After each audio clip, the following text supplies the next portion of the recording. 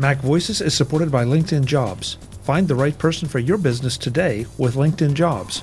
Pay what you want and get $50 off your first job post at linkedin.com/MacVoices.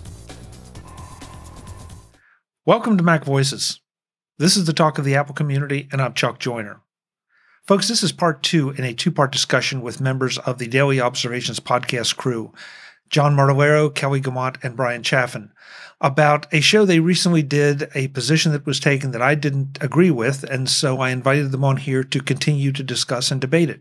And debate it we did. The first part of this in the previous edition of MacVoices is very spirited. This edition is no less spirited, but the best thing is that we all end up as friends, and that's no small thing in today's world. So let's get back to the discussion. I'm still struggling. Okay, so the fact that this is what bugs me about the Spotify situation, though. Spotify is not being kicked out of the App Store. Spotify will run just fine on my iPhone. The issue is that Spotify can't sell the subscription through the iPhone. No. And so They won't, which is different. They won't, because of the 30% Apple tax, whatever you want to call it, because they don't want to give Apple a taste. They don't want to lose money on every customer. But they're not going to lose money on every customer. They're going to lose money on those few customers. So they're going to lose 30% to Apple means that they're going to lose even more money. And if Spotify did what Fortnite tried to do, or Epic tried to do with Fortnite, which is cut Apple out of do its own transaction service, they actually would rightly get kicked out of the App Store. Right. But what's Spotify doing wrong? Why are so many other software developers successsul and Apple pays out billions and fees to other streaming developers? Business isn't about software development, man. Okay, it's about the economics of streaming music. Here's the thing, though. I don't know that Spotify, John, I think what you're asking is why is Spotify losing money? But I'm not sure that Spotify's economic position is influenced in any way by whether or not they're in the App Store, aside from users. Like, if what they're trading in is the currency of how many users we have, how many daily active users we have, which I know is a metric Facebook likes to use, is daily active users. If all they want to talk about is daily active users, then they need to be on the App Store in order for that to be a possibility because of how many people have them. What Doper say? 1 billion pockets, y'all? Like, that's the thing that they need. And, like when Chuck was saying, like, they can't be in the App Store. It's not that they can't be in the App Store. It's that they don't want to pay Apple to be in the App Store. And everybody has to pay Apple to be in the App Store. What's wrong with their business model? Are they paying too much in royalties for the music? What's wrong with their business model is, yes, even though they're generally not paying anywhere near enough in royalties, but that's a conversation for a different episode of MacVoices. Yes. Just put me back in the fridge, Bryan. That's the thing that I'm stuck on, is that, like, Epic, like, to bring Epic into it, because Epic is another one who has come out and publicly beefed with the App Store, is that, like, Epic came out and said, like, this isn't fair, and all we want from this, gee willikers, all we want from this is our own App Store. Like, Apple never actually considered that in any way. Like, it never occurred to them that everybody would want their own payment system. Like, there's a reason that you buy apps and buy tokens and potions and lives and power-ups and everything the way that you do in the App Store. And Apple set it up that way on purpose. And it's partly for security and it's partly for customer experience. I know how to buy something in any app installed on my phone because it's the same mechanism all the time, because it's the mechanism Apple gave them. So it's not going to put Spotify out of... What's going to put Spotify out of business is not its existence or lack thereof in the iOS App Store. That's never going to be Spotify's problem. That was never Spotify's problem to begin with. Okay. Spotify's to scrabble for every single penny, and that's why they're having trouble. Something Bryan said, I honestly had not thought about it this way before. But Spotify has sort of kind of done, not exactly, but kind of done what Epic wants to do. Spotify has set up its own store on its website and say, yeah, come over here and subscribe, and then jump back into the iPhone, and yeah, you can use it same way. Apple has always allowed you to pay for subscriptions outside of the App Store and log into those subscriptions through a third-party app. Yes, that's always been the case. Mm-hmm. In fact, I have subscriptions I've purchased through Amazon that I use through iOS apps on my phone. Okay, so then there you go. I mean, then anybody can avoid the 30%. Yes, but they can't pay for it through the app, and that is a tremendous inconvenience for consumers. And they can pay for it through the app through Apple. That's neither here nor there. I mean, that is what Spotify has done, and that's fine. But it is not as good a world as it would be if Apple carved out more exceptions, not exceptions. There are already exceptions. Who gets to declare that Apple was going to do it? Is Bryan Chaffin is going to dictate to? No, Apple can make that decision. Apple. Okay, let me start. Apple already makes exceptions. Who forces them to do that? Yeah, hold it, Kelly. Brian, no one. What John said, he asks a great question, and you answered, it's Apple's decision. So Apple has decided. Spotify, no. Amazon, yes. Originally, my entire point here is that this is what Apple should do, not what Apple should have to do, not what Apple should be forced to do. It's something that Apple should voluntarily do because it is better. It is the right thing to do. In Bryan Chaffin's opinion. Of course, in my opinion. In your opinion, I'm wrong. What's the? I mean, yeah. I'm not arguing some objective truth here. Well, that's just no like your opinion, man. To decide on, then there's no basis for Apple to make any kind of decision except what they're already doing. Apple gets to make whatever decision it wants. I'm saying that it's making the wrong decision. Apple gets to make whatever decision it wants. Isn't that what these shows are about? Yeah. So let's talk about exceptions for a minute, though. This is all I was going to point out, is that if you buy a subscription through something in the App Store, that initial year of, like, if you buy a yearly subscription, that first year of subscription, I think, comes in at the full 30%. Brian, please check me on this if I'm wrong. But subsequent years of subscription are 15% goes to Apple instead of 30%. Yeah, I think that's how they're doing it. So it's a lesser number. That would be a nice thing. Apple has already made that decision. So if Apple wants to extend that out into monthly subscriptions or something, like, this is the thing, is that Spotify, you can go buy a year of Spotify, and you can go buy it if I bought a year of Spotify in the iOS App Store, then Spotify is paying like the full tax on that first year. But if I like Spotify and I continue, then Spotify is one of the places that gets the exception for that second year, comes in at 15%, which is the other reason I'm just sort of baffled by why they're the ones complaining about this. They have, like, people buy a year of Spotify regularly. And so, like, I don't get the part where they're somehow being put upon in some particular way by this. That's, like, as far as this particular piece is concerned, there are exceptions. And yes, it's Apple's decision. Apple gets to make the decision whether or not it's 30%, whether or not it's 50%, whether or not it's 10% that you have to pay every time there's a transaction in the App Store. It is my decision whether or not I buy another one of these. That's completely up to me. If I don't want to be part of this ecosystem anymore because I think what Apple is doing is shenanigans, I can bail. Are you in Camp John and Camp Chuck now? No, I'm saying that I'm saying it's up to Apple to decide, just like you are. But I'm saying that that's not the only decision in this process. Just because Apple decides something doesn't mean that I necessarily have to abide by it, or that Chuck does, or that John does. Like, if it's that egregious of a decision, then, like, I feel like, people will stop buying phones, Apple will stop making money, and then maybe that will be the thing that causes Apple to change its mind. And Brian, you might have a stronger argument, at least in my eyes, if there was no other option, if Spotify had to do this and they had to pay that 30%. But there's a very viable option that is not egregious for them. It might not be as convenient for the customer, but it's not egregious to go out and sign up and then continue to use the benefits of their iPhone.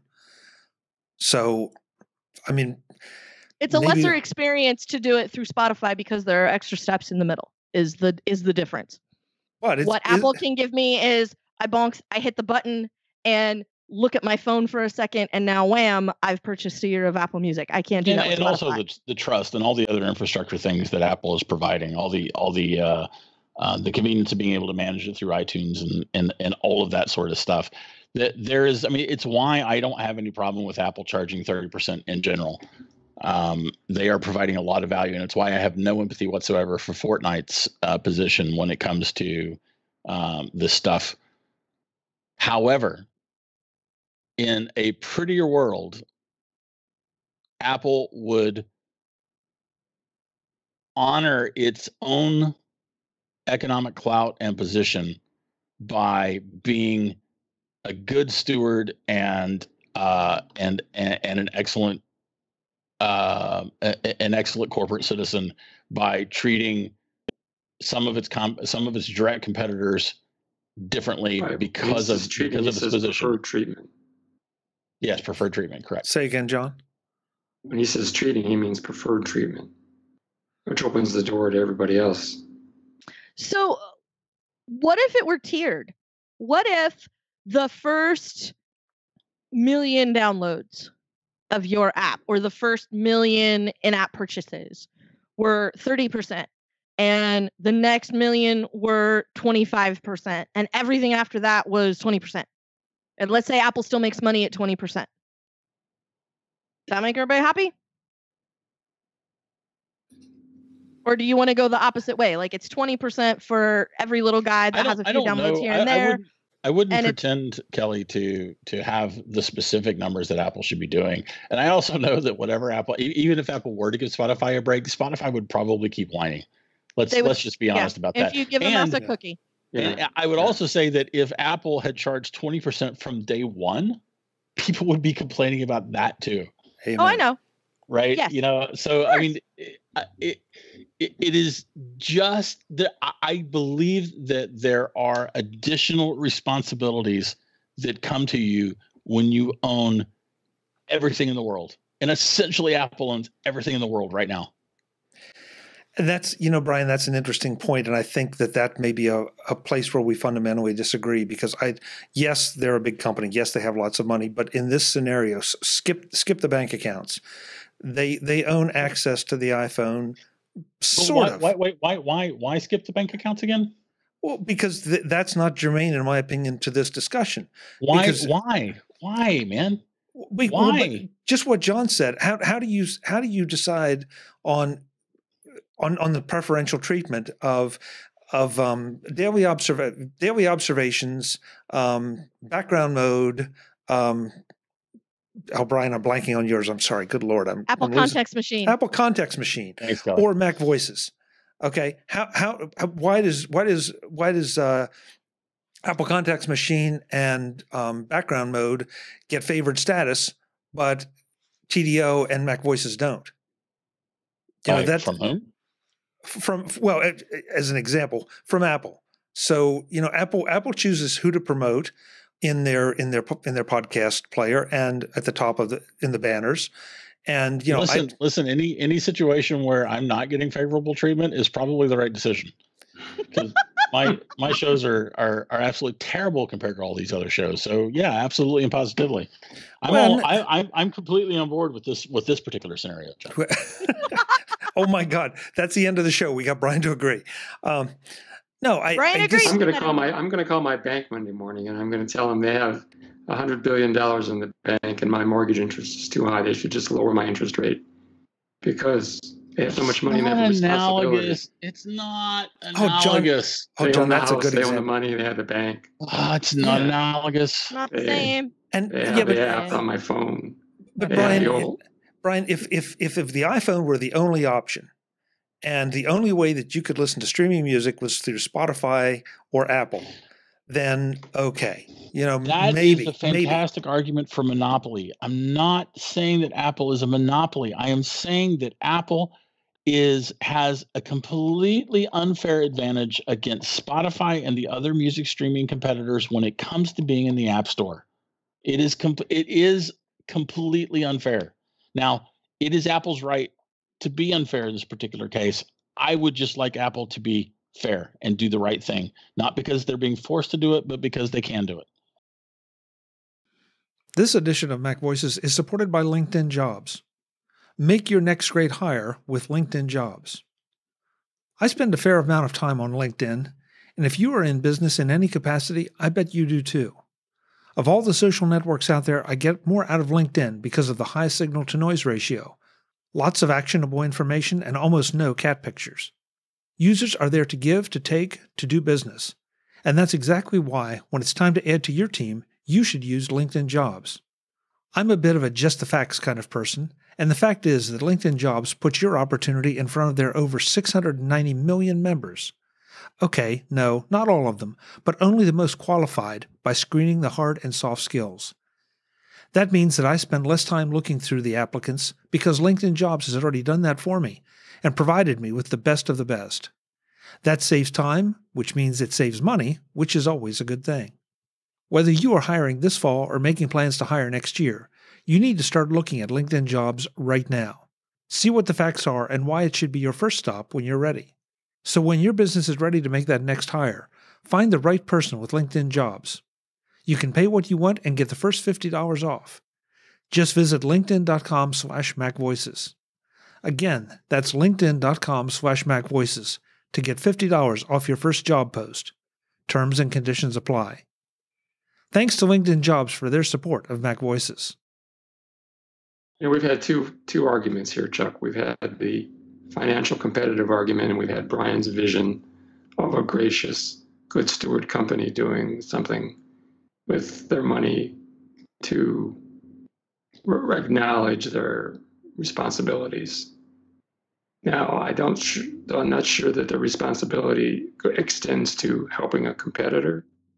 Their responsibility to their customers and their responsibility to the planet, in my mind, is foremost. But I will grant Bryan's opinion that if that's the way he thinks Apple should act, Bryan has every right to believe that. I'm just waiting for a pat on the head. It's not a bad viewpoint to have. You just pat me on the head now. No, it's not a bad viewpoint. I mean, there's nothing wrong with there's nothing corrupt or evil or incorrect about your opinion, Bryan. Well, not evil or corrupt. I'm not sure about incorrect. I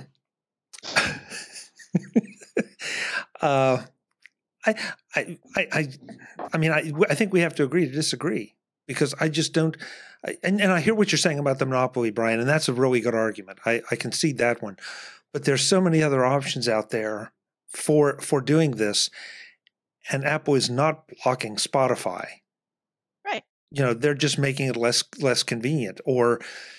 And by the way, I wanted to ask this question because I think I might be making this up. I hope I'm not. But at one point, didn't Spotify try to develop its own music player? You mean like hardware? Yeah. Back when it was the iPod. Maybe. Oh. I don't remember that. I don't remember that. Yeah, were they in cahoots with Neil Young and his Toblerone shenanigan? Okay. See, that's because they're not doing the 48-bit thing that doesn't actually matter either. Oh, right. I mean, I may be making that up. I don't know, but it's part of me says that could be an extension of an argument that if Spotify really wanted to control everything, then okay, go make their own. My God, do you remember before the iPod how many little MP3 players there were? And they were I had them. Yeah, and they were a dime a dozen. And so if Spotify really wanted to compete in that fashion, in that area, then okay, go sell yourself a cheap little streaming player and go from there. That's just such a specious argument that has nothing to do with anything. Okay. I mean, what does that have to do with the price of eggs in China? The companies make decisions about the technology they're going to select and the people they're going to hire and their business practices and policies and their investments. And they make those decisions and they roll them out into the marketplace and they succeed or fail. And if in some respects they fail, then they shouldn't be running to their competitors saying, give us a break, help us out because we made the wrong decisions. I think is that what you're trying to say, Chuck? Well, that was very eloquent, John, and I'd love to take credit for it. But I don't think I can, but I still like it. I guess what I'm looking at though is just I don't see the entitlement to, because that's a word I desperately hate. That's the first time we've used that word, entitlement. Too bad Jeff Gammett isn't here. Yeah, and that's I have specifically not said that Spotify is entitled to anything. This is about Apple doing. My opinion is based on Apple doing the right thing. Okay, based on the obscene resources that it controls. But you're going to open up the door to that entitlement because the door has already been opened. The door has already been opened, and if the rule is going to the door, because there are other carve outs. Apple does have other carve outs out there. You can buy stuff through Amazon these days. You used to not be able to do that because Apple insisted on its cut, and there were no margins for those cuts to come out of. And that's because Amazon was successful and had billions in the bank and had good lawyers, and Amazon could go toe to toe and make life difficult for Apple in court. And then Apple recognized Amazon's power and had. Do you know that, or is it possible that Apple actually realized that it was trying to cut its own nose off to spite its face? No, I think it was Amazon's position of power that. Do you know that? Apple? No, but that's my opinion. Just like it's your opinion about entitlements. Correct. Yeah, fair enough. And we don't know how that happened, but it did happen. And if Apple's rule is going to be that the rules are different when we're competing against you, fine, open that door. It's not like Apple is going to be competing in all of the things. Apple is one of the few companies that knows when not to compete, right? When not to have a product in the market. But I kind of come back to the way that this is the way the world works. And I've made this point a million times, that if I'm the NFL, I can deliver a lot more eyeballs to advertisers than all four of our podcasts combined. Okay. And so as a result, I'm going to get better pricing. Yeah. Of some kind. There's no way around it because that's a volume thing. That's more eyeballs. What are you talking about? That's no comparison. Well, it's the same thing here. Well, okay. I mean, we could actually, if we could deliver those same number of eyeballs, we could get the same prices that the NFL gets. Right, but we can't, so we don't. Well, what does that have to do with anything? Well, I think what Chuck's trying to ask, Brian, is what responsibility does the NFL have to us? None, because we're not competing against the NFL, and they don't own the house in which we're competing. Well, let's just say we are. We're competing for eyeballs. But we're not. So what is the point? Yeah, but Amazon can deliver. People make decisions about which podcast they're going to watch and which football game they're going to watch, Brian. Yeah, they do. And Amazon can deliver a lot more traffic, if you will, through that app. And so they get favored nation status. They get a reduction in the cut. Because 2-0. I don't know that, Kelly. And I don't know that you know that either. I don't know that, but I believe it. I believe Amazon came out and said, we're not giving Apple 30% of everything we sell in the Amazon app. And that's why it stopped working. And then it started working again. And Amazon never came out and said, oh, no, it's fine. We're cool. So I have a hard time believing Apple gets anything out of an Amazon sale. Do I know that? Absolutely not. Is it any great leap of logic that Apple made some kind of deal? Not even a little. No, because if you remember, I think it was Apple TV and a lot of the Apple hardware was suddenly not being sold through Amazon. And then suddenly it was again. Okay, so Amazon is this monster retailer, and Apple did some back of the napkin math and said, "Hey, you know what? It's better for us if we if we are selling, through that retailer than if we were just taking our 30% cut, through whatever happened to pass through." So, I don't know. It's a really interesting discussion, and I appreciate it. and they're sending me chats here that you folks can't see. One of which it said if McCoy was here, we'd say it's dead, Jim. So yeah, I kind of agree. I think we have to agree to disagree, but I mean, hopefully we've made some people think about some of these things, and I'd love to hear from you. And I would think that everybody on the panel would love to hear from you. So, for me, it's chuck@macvoices.com. You can send it there, and I'll be happy to send it on to Kelly and John and Bryan, because maybe there really isn't a right answer here. So I don't think there's an objective. Bryan has this nice vision, and I kind of admire Bryan for the grandioseness of his vision and the perspective that he has on this. So my hat's off to Bryan, even though I'm hatless, for his viewpoint on this. I've got the hat for you. Thanks for having us, Chuck. Hey, thank you guys. This was fun, but I want to make sure and go around and plug not only TDO but also each of your individual podcasts as well. So, Kelly, as the host of TDO, I'll let you start out. Well, you can find me weekday mornings recording the Make Chuck Shouty Show. The Mac Observer Daily Observations podcast. And we release that over at macobserver.com and in the podcatcher of your choice. You can also occasionally find me over at the Incomparable Network, where I have a show about Westworld called Greetings from the Uncanny Valley. And Mike Rose of Two Off Fame and I do a show called The After Show with Mike and Kelly. Great. Thank you, Kelly. Mr. Martellaro, my partner in position. Yeah, I host a podcast called Background Mode, where each week I publish a show on Monday where I interview some interesting technical people, writers, CEOs, scientists, people who have an interesting perspective and viewpoint and have done something notable and accomplished in their lives.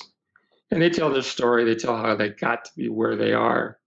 And then we talk about their current work, and I've had some really interesting and stellar guests on. And also Kelly.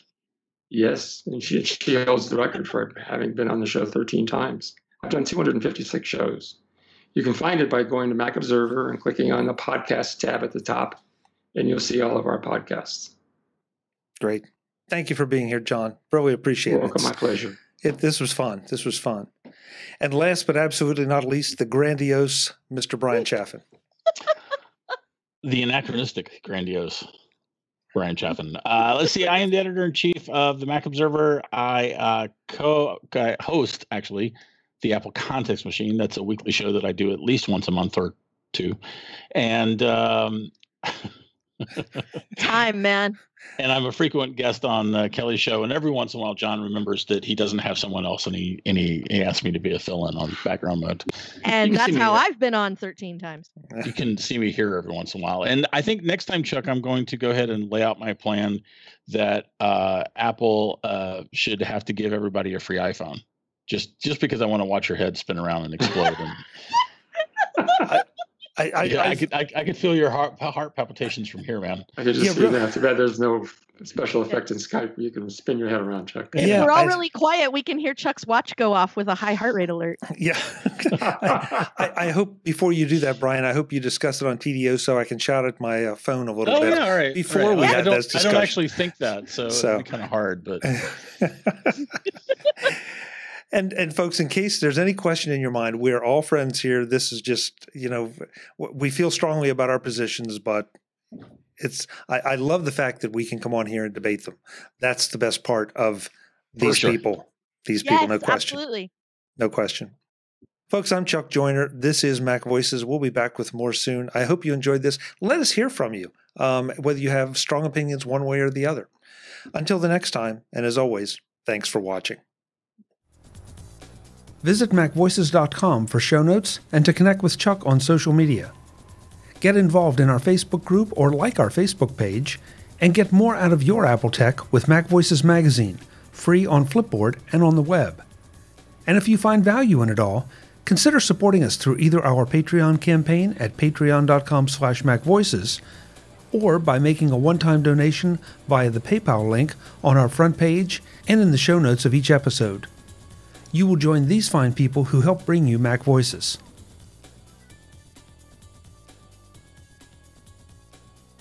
Advertising handled by Backbeat Media at backbeatmedia.com. Bandwidth provided by CacheFly at cachefly.com.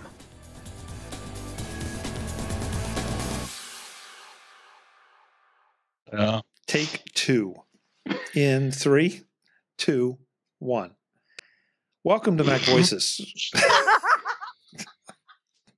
I was being good. I was being good. John, is this how the morning meetings go? No, but sometimes it's how TDO goes. And the reason it's funny is because Dave told me this morning, take one or take three. It's never take two, Kelly. You should just know it's never take two. Never take two. Okay, good to know. Take one, maybe take three, but never take two. All right, well then I'm optimistically going to say in 3, 2, 1.